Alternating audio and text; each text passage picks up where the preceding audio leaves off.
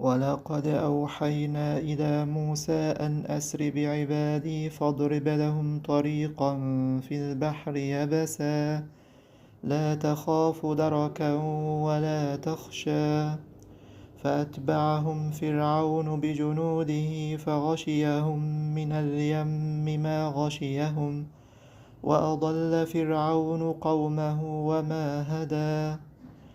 يا بني إسرائيل قد أنجيناكم من عدوكم وواعدناكم جانب الطور الأيمن ونزلنا عليكم المن والسلوى كلوا من طيبات ما رزقناكم ولا تطغوا فيه فيحل عليكم غضبي ومن يحلل عليه غضبي فقد هوى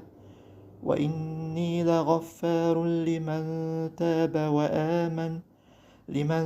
تاب وآمن وعمل صالحا ثم اهتدى وما أعجلك عن قومك يا موسى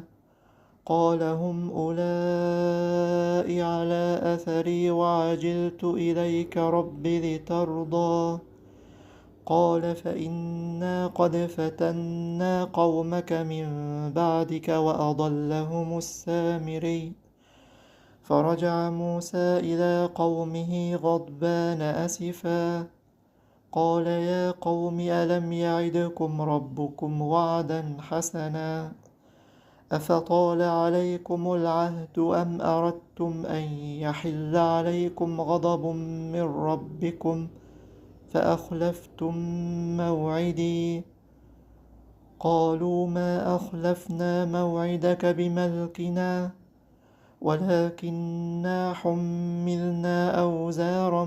من زينة القوم فقذفناها